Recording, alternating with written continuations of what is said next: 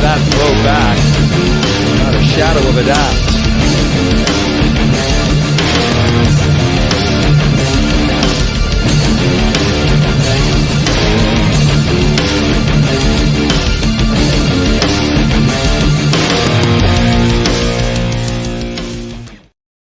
What's up, Shady Sports Network? I'm back here with a very special guest, Mr. Kenneth Patten of the Midland Wolves. Kenneth, how you doing today, man? Doing all right, man. How you doing? I'm doing great. Really excited to have you on the show today. So, you play for the Midland Wolves. A lot of people here are familiar with the European League of Football. Explain to me some of the differences from that league and your team. Well, I guess probably it'd be travel distance. We don't. I guess the ALF, they got teams in Paris. They catch flights for their games and stuff like that. So I don't. We're probably like two or three leagues right under them though. But we don't catch flights. We don't have to travel that far. I think the furthest we had to go was probably like 4 hours. But other than that, it's pretty much the same high level competition. Yeah, it's pretty much the same though. Yeah. For sure. So, you're originally from North Carolina. When you were in high school, did you ever think that you would be playing in Germany? Never, never, definitely. Like my football career is probably one for the books. Like it took me on so many different roller coasters. I started off, I was bigger than what I am now. I played offensive line in high school, and that's how I got my scholarship at St. Augustine University, and was playing online. And then going into my sophomore season, I had a little. I almost went to kidney failure, and I was told that I couldn't play football again. So got depressed and all that.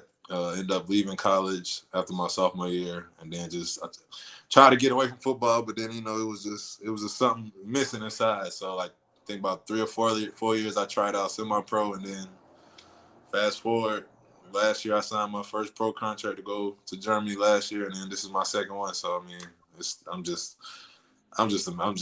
blessed, man. That's all I can say. That's an incredible journey. How did you manage to persevere through all those struggles? Definitely, if it wasn't for my family, my mom is probably like my number one cheerleader, supporter. If it wasn't for my mom, my sisters, my brothers-in-law, I definitely wouldn't have got through that, because that was probably the lowest. Like growing up, I was always kind of in my sister's shadow. I got 2 twin sisters, but they got their masters, doctorates, bachelors, like any degree, any title you can think of, they got. So I was always like, okay, they got this, well, I got football. So then when the injury happened and I couldn't play no more, I felt like I was lost. I didn't have anything. I didn't have a place in the family. So then, but they just kept saying, no, don't give up. We still got you. We still love you. So with all that support, it just pushed me to here, and now I'm just trying to take it as far as I can go.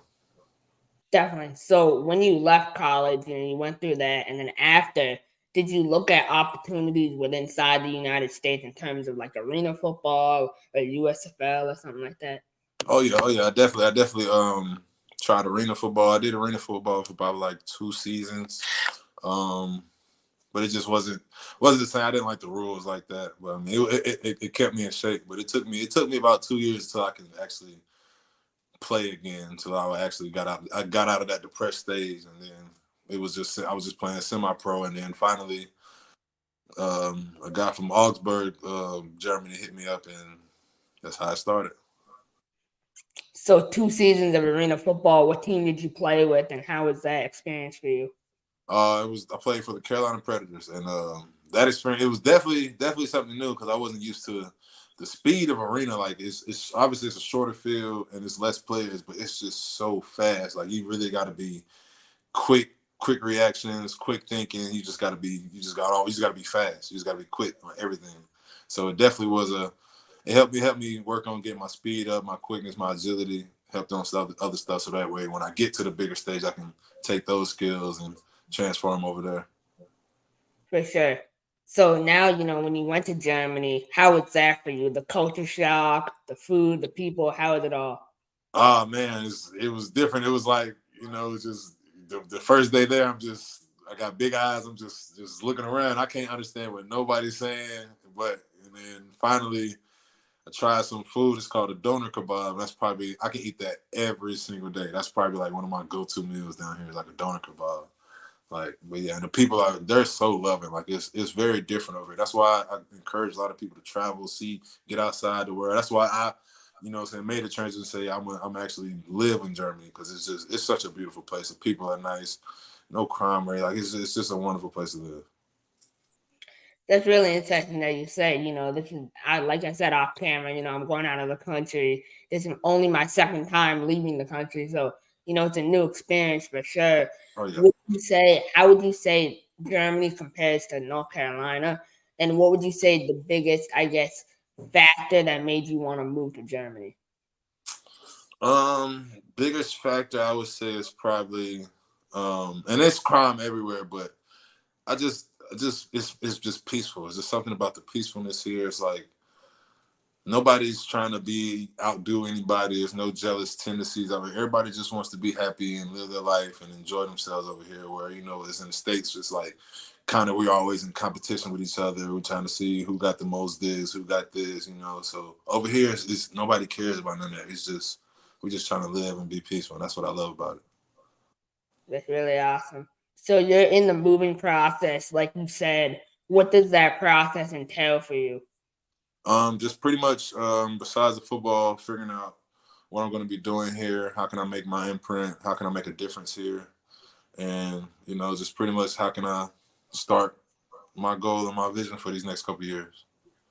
For sure. Do you plan to return to the Midland Wolves next Oh, year? yeah, I'm already signed and that. I'm extended. Yeah, I'm coming back for sure next season. That's awesome. How are the fans and everything at the games? This has been the greatest experience. I mean, the Miden Wolves, rain, cold, it don't even matter. The fans they'll still show up, pack the house out, celebrating, cheering. I mean, we got some of the greatest fans in the world. I mean, I love our fans. The way that they line up after the game, shaking hands, taking pictures, autographs, like we got the best fans in the world, man. Menden has the best fans in the world. I'm telling you. Man, I'm gonna need to come out and see what the You fan got base. to. Hey, if you get out here, tickets on me. Everything is on me. I'm telling you. Yeah. Appreciate that, man. I definitely want to check out, European football. I'm excited to see what that experience is like.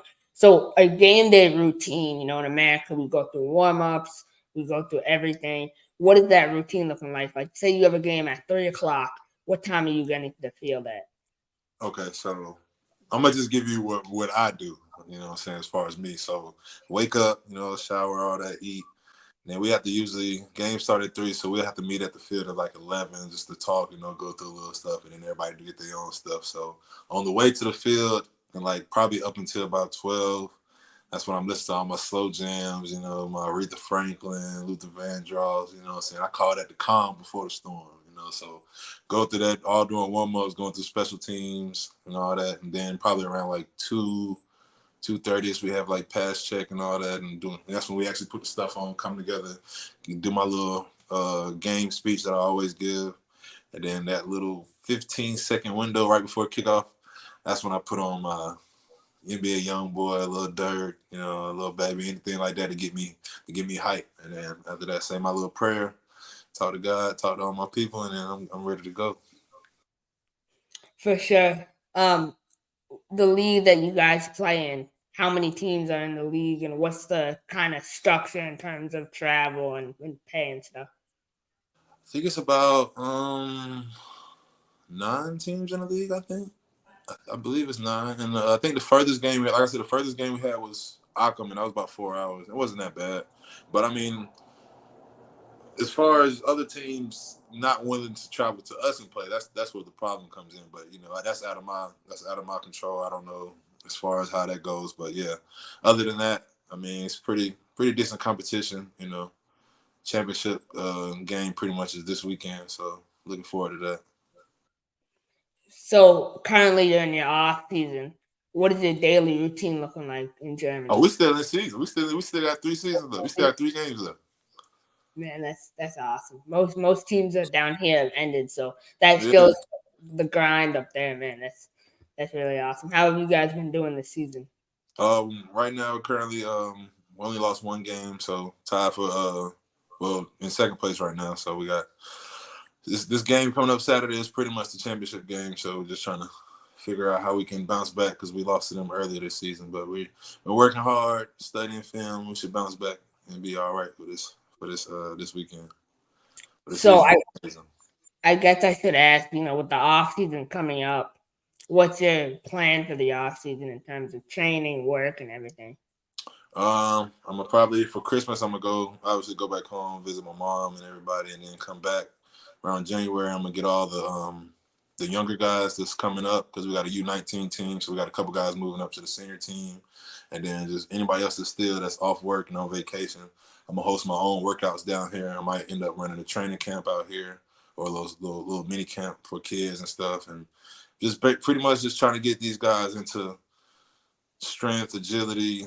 I'm gonna teach them how to break down film, like just trying to get them. I'm trying to get everybody ready so that way next season we hit the ground running hard and fast. Well, Kenneth, it's been great having you on today. I learned a lot about European League football. I'm really excited to see what you're going to do in Europe coming up. I know you got some big things planned. My final question for you today is, you work with younger people. You went through your own struggles when you were younger. What's your biggest piece of advice for younger people currently? My biggest piece of advice, no matter how hard it gets, and it might be times that it seems like it's no way that you're gonna get out of it. Like it's gonna be times where it's just like this has got. You feel like this is over. There's nothing you can do. I'm telling you from experience. Keep going. Don't stop. When you think no one's watching, when you think no one's cares, somebody is in your corner. No matter what, somebody's there, and even if it's not, God is always in your corner, and you always got yourself. Always bet on yourself. Count on yourself. Don't ever give up. Don't ever let nobody tell you what you can't do. Because I'm a living testament. I was told, doctor literally looked at me in the eye and said, you can't play football no more. I'm in Germany living my dream right now. So that's what I'm saying. Never give up. Just keep going. That's a great message. Again, thank you for your time. I look forward to see what you have in your future, man, and just keep grinding. Thank you, man. Thank you so much. I appreciate this. Yes, sir. All right. I'm a game changer.